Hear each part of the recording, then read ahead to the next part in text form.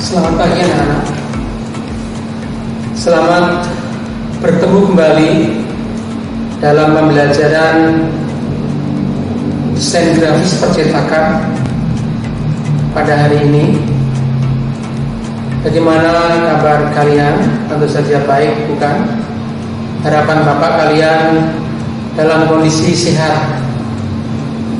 Oleh sebab itu terus terapkan protokol kesehatan dalam kehidupan sehari-hari. Ingat pesan ibu, laksanakan memakai masker, kemudian mencuci tangan dan menjaga jarak. Harapan kita semua pandemi akan segera berakhir dan kita bisa kembali di dalam pembelajaran secara tatap muka atau luring di sekolah.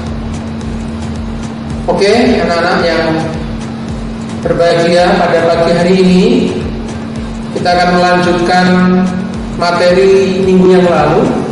Kalian masih ingat ya materi minggu yang lalu, yaitu tentang jenis-jenis kamera, jenis-jenis kamera. Bagi yang belum mengerjakan tugas, segera dikerjakan tugas. Bagi yang belum bergabung di Classroom, segera bergabung di Classroom.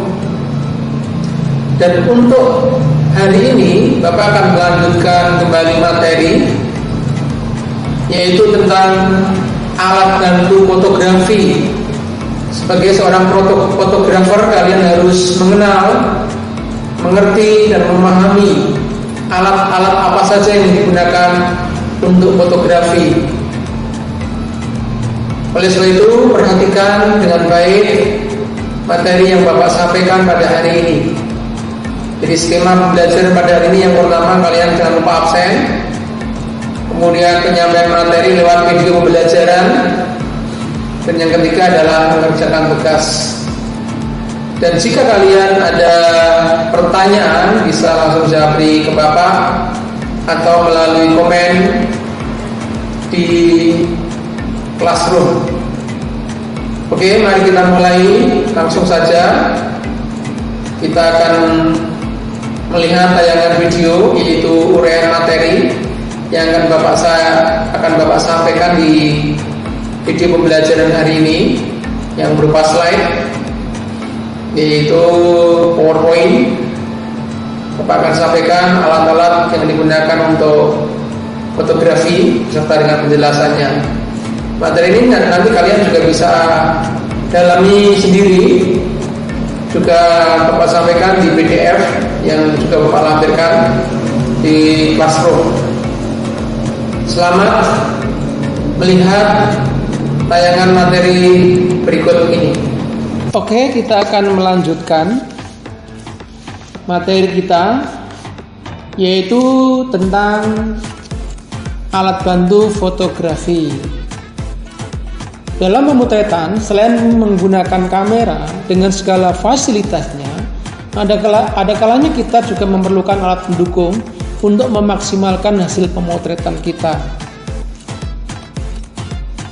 Alat pendukung ini sangat berguna untuk membantu kita dalam setiap pemotretan, dan penggunaan alat bantu tersebut itu tergantung pada kebutuhan yang kita butuhkan. Jadi semua tergantung pada fotografernya, sejauh mana kreativitas kita dalam menciptakan karya fotografi dan seperti apa foto yang kita inginkan hasilnya. Ada 3 jenis alat bantu fotografi yang harus kita kenali. Yang pertama adalah alat bantu pemotretan, yang kedua adalah alat bantu pencahayaan, dan yang ketiga adalah alat penyimpanan dan perawatan peralatan fotografi. Oke, kita akan bahas satu persatu. Yang pertama adalah alat bantu pemotretan itu apa saja, kita akan lihat. Alat bantu pemotretan yang pertama adalah filter lensa. Adapun fungsinya adalah untuk menyaring cahaya yang masuk sehingga menimbulkan efek-efek yang kita inginkan. Jadi penggunaannya dengan cara dipasang di ujung lensa. Ada dua bentuk filter, yaitu berbentuk kotak dan berbentuk bulat, atau berbentuk square dan berbentuk cycle. Macam-macam filter itu sendiri ada banyak, ada 9 macam. Kalian nanti bisa buka di materi pembelajaran yang sudah Bapak upload yang berupa PDF. Alat bantu pemotretan yang kedua adalah tudung lensa.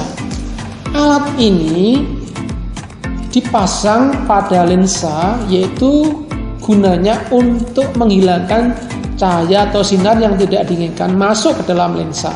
Karena cahaya tersebut biasanya dapat menyebabkan flare atau hasil pemotretan yang kurang. Kita akan pelajari lebih detail apa sebenarnya manfaat kegunaan dari lens hot tersebut. Manfaat atau fungsinya dari tudung lensa tersebut adalah 3, yaitu mencegah terjadinya flare lensa atau lens flare. Kemudian yang kedua, meningkatkan kontras foto, dan yang ketiga, menjadi pelindung lensa kamera.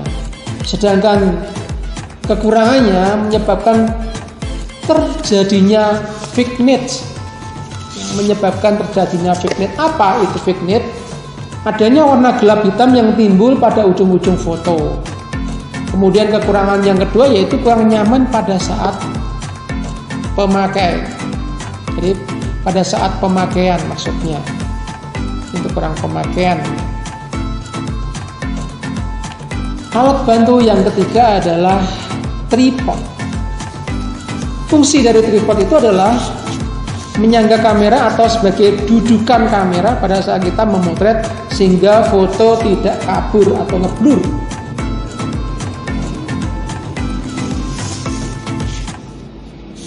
Dan tripod ini adalah alat bantu yang wajib kita punyai. Fungsi lainnya dari tripod adalah mengurangi kelelahan menopang beban kamera, kemudian berguna untuk memotret long exposure atau shutter speed rendah. Kemudian membantu mencapai angle sulit dalam pemotretan landscape. Yang keempat, membantu dalam menghasilkan foto HDR. Yang kelima, pemotretan fotografi makro. Yang keenam, untuk pemotretan dengan fitur timer. Dan yang ketujuh, mempertajam gambar saat melakukan local lens panjang. Kalian bisa mempelajari lebih detail di materi yang juga Bapak sudah upload di PDF. Apa itu maksudnya mengurangi kelelahan menopang beban kamera, apa itu maksudnya berguna untuk memotret long exposure dan sebagainya. Alat bantu pemotretan berikutnya adalah background. Background atau kain atau latar belakang yang digunakan untuk pemotretan studio dengan berbagai macam gambar, pola, dan warna. Jadi di studio foto itu biasanya ada background sesuai dengan permintaan dari klien, minta difoto backgroundnya seperti apa, itu biasanya disediakan. Atau kalau ada juga background alami. Sedangkan yang mendukung dari background ini adalah stand backgroundnya, yaitu alat penyangga background. Dan dalam penggunaannya paling tidak ada 2 stand, yang mana alat ini bisa dinaikkan dan diturunkan sesuai dengan kebutuhan. Berikutnya kita bahas tentang alat bantu pencahayaan. Yang pertama adalah flash atau blitz. Diperlukan dalam pemotretan apabila cahaya ada dirasa kurang atau minim. Misalnya pemotretan pada malam hari. Meskipun pemotretan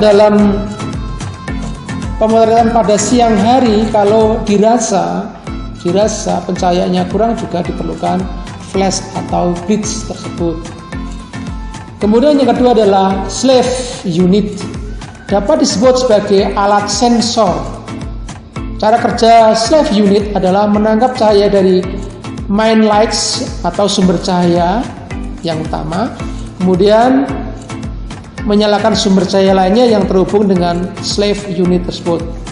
Jadi nanti akan secara otomatis menghubungi, yaitu menyalakan sumber cahaya lainnya yang terhubung dengan slave unit tersebut.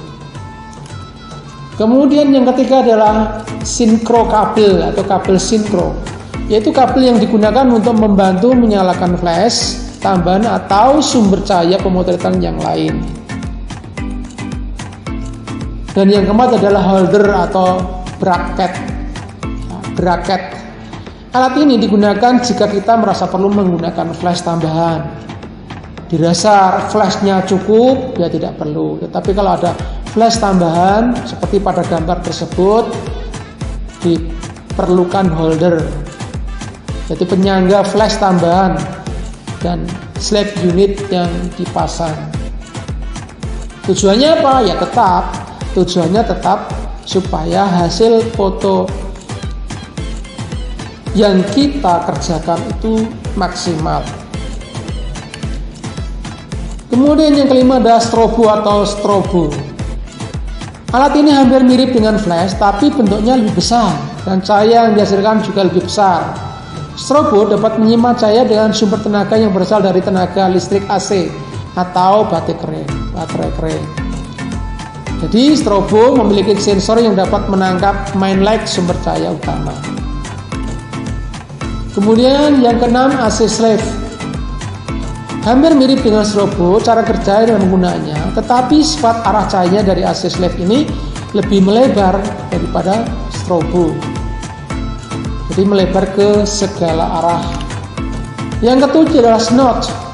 Alat ini berfungsi mengarahkan cahaya pada satu titik agar tidak menyebar atau bisa dikatakan terpusat.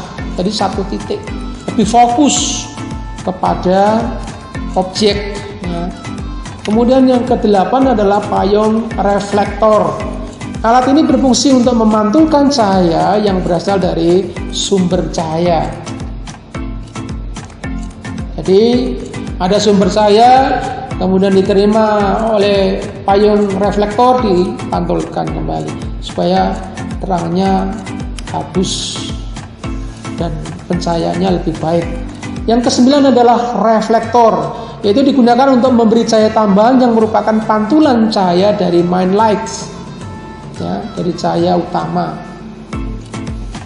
Kemudian yang ke-10 adalah softbox, sebuah kotak yang terbuat dari kain dengan dudukan atau rangka yang berbentuk seperti piramid, dan cahaya yang dihasilkan softbox lebih lembut daripada cahaya yang dihasilkan payung reflektor maupun reflektor. Kemudian yang ke-11, brand door. Ya, brand door berbentuk segi empat dan berwarna gelap, biasanya dipasang pada softbox. Kegunaan dari brand door adalah untuk mengarahkan cahaya yang keluar dari sumber cahaya.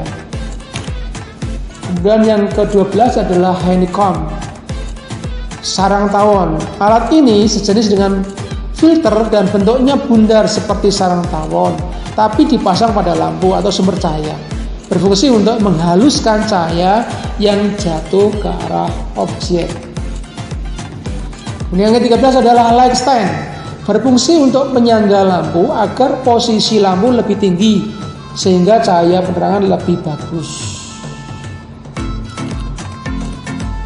Flash meter berfungsi sebagai pengukur kekuatan sumber cahaya dalam pemotretan indoor atau outdoor. Alat ini lebih akurat daripada light meter yang ada pada kamera. Kemudian trigger, menyalakan flash atau lampu studio dengan gelombang elektro, artinya seperti remote control fungsinya, seperti remote control. Alat penyimpanan dan peralatan fotografi berikutnya, yaitu tas kamera. Tas kamera yang dimaksud adalah tas yang khusus untuk penyimpanan kamera. Jadi bukan hanya sebatas tas biasa. Tas kamera yang bagus harus dibuat dari bahan khusus yang tahan benturan dan goncangan serta nyaman digunakan. Sebenarnya ada satu lagi alat penyimpanan, yaitu berupa box yang biasanya digunakan untuk meletakkan kamera atau peralatan yang lain saat kamera tidak digunakan. Demikian yang saya sampaikan tentang alat bantu fotografi pada hari ini. Kiranya apa yang saya sampaikan ini bermanfaat. Untuk lebih jelasnya silakan kalian nanti mempelajari lebih lanjut di PDF yang saya upload. Terima kasih. Oke, bagaimana setelah kalian melihat tayangan tadi, sudah ada konsep apa saja alat-alat bantu fotografi yang dibutuhkan sebagai seorang fotografer profesional tentu saja. Karena ini juga bisa menjadi ladang pekerjaan kalian kalau kalian benar-benar menekuni sebagai atau memiliki profesi sebagai fotografer. Kalau kalian sudah paham, silakan kalian kerjakan tugas yang juga sudah Bapak upload di Classroom. Demikian yang Bapak sampaikan pada hari ini. Tetap semangat, belajar secara mandiri, semangat mengerjakan tugas, jangan sampai tidak mengerjakan tugas, dan tetap menjaga kesehatan. Harapan Bapak kalian tetap sukses dengan terus mengembangkan kompetensi kalian di bidang multimedia, sehingga masa depan kalian nanti ada harapan yang lebih baik. Lakukan hal yang terbaik dalam kehidupan kalian dalam melakukan segala sesuatu. Saya percaya bahwa besok kalian akan memetik hasilnya secara asli. Terima kasih atas perhatiannya. Untuk segala kekurangannya kami minta maaf dan sampai ketemu minggu depan. Selamat pagi.